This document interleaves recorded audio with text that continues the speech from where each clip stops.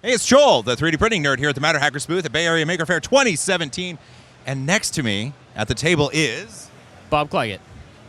Bob, how could people find you online if they wanted to go find out more about you? You can search I Like to Make Stuff or go to iliketomakestuff.com. Everything is there.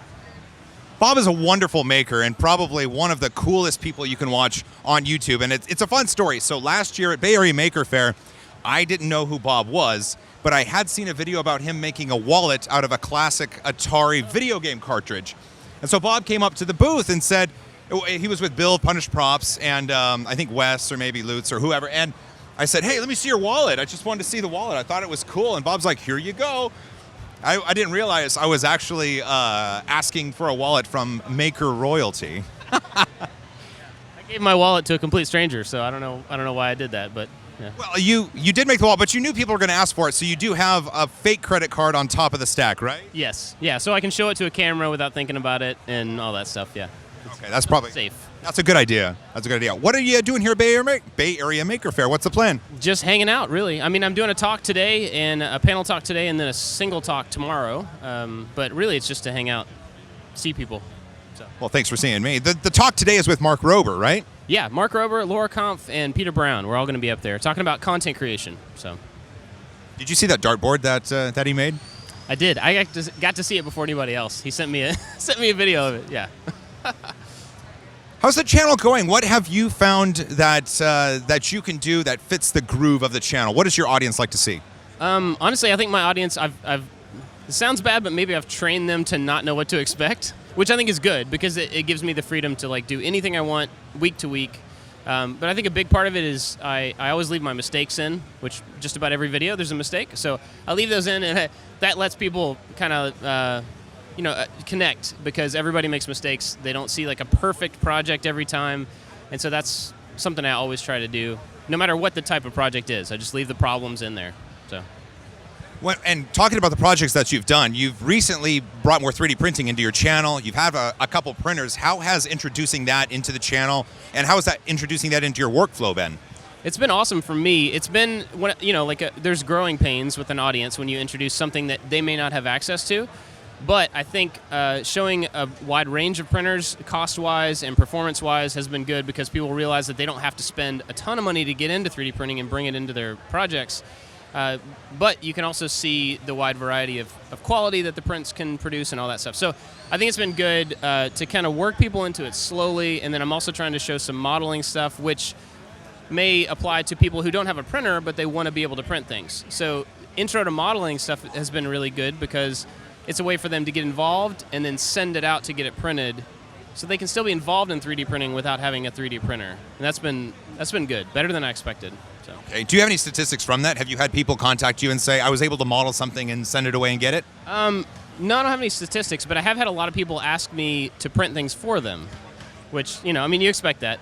But the cool thing about that is I can turn around and say, well, here's some services that do it for you, or find a local makerspace or a library or any of these other options to get things printed. And they're like, oh, I didn't realize that was an option. So I've had a lot of people just get exposed to the idea that you don't have to have a printer to get things printed. And people just don't realize that that's an option. So that's happened on several occasions on a lot of videos. That's really cool, and that's a great way to give exposure to makerspaces in the area and kind of pay it forward as far as the maker movement is concerned. What is your background? You haven't always been Bob at I Like to Make Stuff. What was Bob at before I Like to Make Stuff? So out of college, I went to an art school, and out of college, I started a web design firm with a friend of mine, and we did full stack development for a long time, and then we went to an ad agency. We worked with them for a while, and then I worked at Dell doing software. So basically software stuff for about 15 years. And eventually I just needed to do some hands-on stuff. So I started making more things and shooting video about it. What was your first video about making stuff? I think the first one was a really simple vacuum former. And it was basically like, using an oven to heat the plastic, making a little box and pulling the plastic down and using a shop vac as the suction source. So it's something pretty much anybody would have access to. And it's an awful video, so don't go watch it. But it was the first one. And obviously that was for a project, my guess. There was something you wanted to accomplish, and so you wanted to showcase a skill? That usually happens, but in that case, In that case, no. It was more like, well, I don't have a vacuum former. I don't really know how to do that. Let me figure out how to do that. And I think that's become more of a theme for my stuff is like, I don't know how to do this skill or work with this material, so let's come up with a project that utilizes it so that I'm forced to learn it, even if I don't really need it. Because eventually, I will need it. How did your wife and family take the move from corporate America to a YouTube career? Was it a difficult sell, or was it an easy transition? Well, it wasn't a difficult sell, but it wasn't an easy transition. I was working from home doing software for about 5 years. So, being remote and working in the house was something we were already pretty used to. And then my wife is super supportive. She wanted to be here. Hi, Jenny. I'm sorry you can't be here. She was bummed out. But she's super supportive, and she's willing to do whatever we need to do in our life to chase our dreams and to do the things that we care about. So she was like, just go for it. We'll figure it out. It was awesome, And my kids love it. They love the videos. They love watching them. They love being a part of them. They ask me to make all sorts of crazy stuff for them that I can't possibly make. But, yeah, it's been great. Well, you've got 4 kids, right? Yes. Are they makers themselves? Have they taken some inspiration from their dad and started to do more things? They're beginning to do more. One of my sons, Hawk, is like the maker. He has access to the recycle bin and all the tape he wants. So he makes everything he can possibly think of.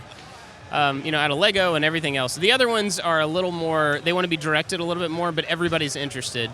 The hard thing about having 4 and getting them in the shop is that for safety, you have to really pay attention to what they're doing. And so when you have multiple kids in there, that's hard, So we're working through that, trying to give them individual time so that I can focus on safety and just teaching them small skills. They're all interested. So I think they'll end up being makers for sure. That's kind of fun. It sounds like second channel fodder and second channel footage. Yes. One more question, Bob. You are very well, or you do a really good job of introducing other people and trying to do collaborations. Like you work with Bill and Brittany a lot. You and Duresta are friends, and David Picciuto are friends.